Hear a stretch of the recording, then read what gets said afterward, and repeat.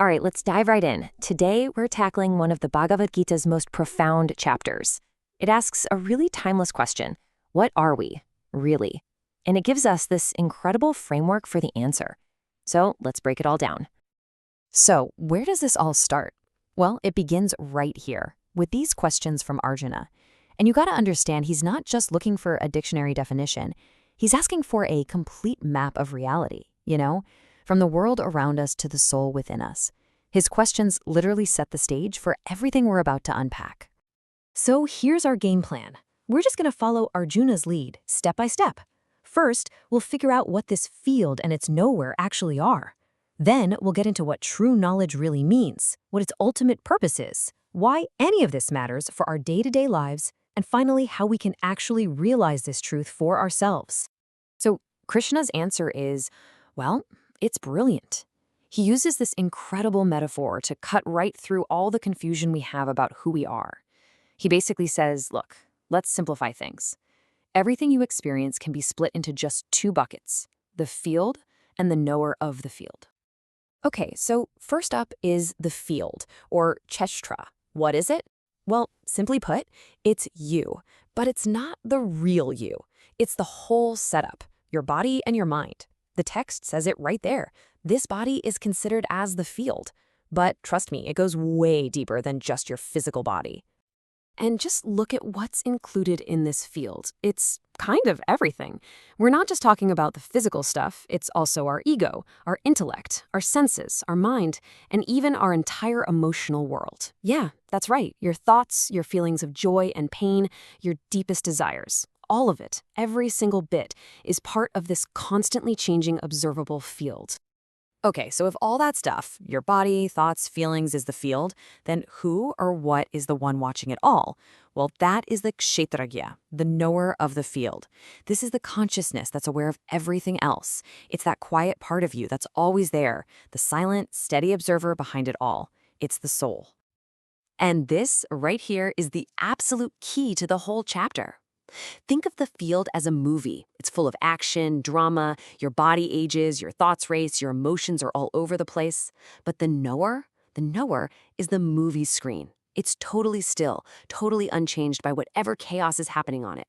Getting this difference is the foundation for everything that follows.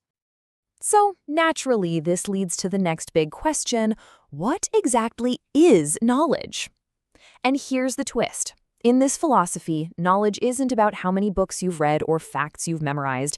It's not about what you know. It's about how you are. And Krishna doesn't mince words here. He's crystal clear. He says, look, real knowledge is simply knowing the difference between the field and the knower.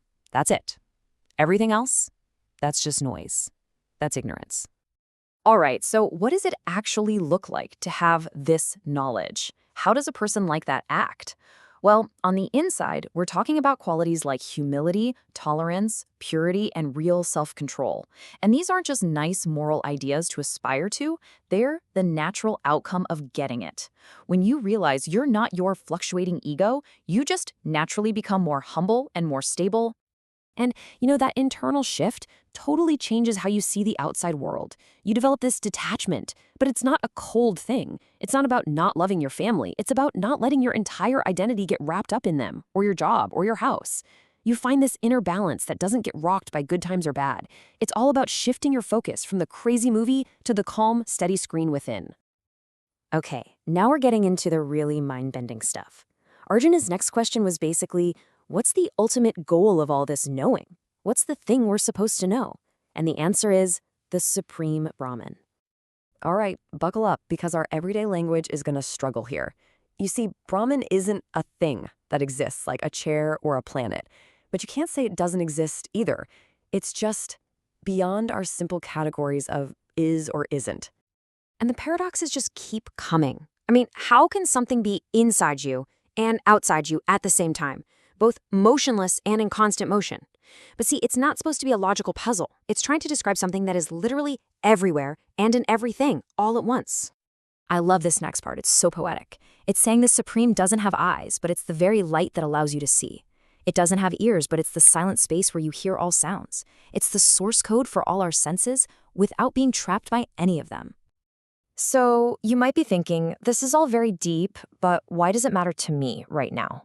Well, it matters because getting this wrong, confusing the field with the knower, has a huge, very real consequence. It's the very thing that keeps us stuck in the cycle of rebirth. So let's look at this duality again, but with some different terms. Prakriti, which is matter, and Purusha, the soul. Think of Prakriti as the doer. It's the active, changing world of cause and effect. But Purusha, the soul, is the experiencer. It's the one who feels the joy and the sorrow that comes from all that doing. And here we go. This is the punchline of the whole thing. When the soul, the knower, gets so caught up in the movie that it forgets it's just the screen, when it starts thinking, I am this happiness or I am this sadness, well, that's attachment. And that attachment is the fuel that keeps the cycle going, propelling the soul into future lives, life after life. So the million-dollar question is, if attachment is the lock, what's the key? How do we break free? Thankfully, Krishna doesn't leave us hanging. He lays out some real, practical paths to actually see the difference for ourselves. And what's so great is that he makes it clear there's no one-size-fits-all answer.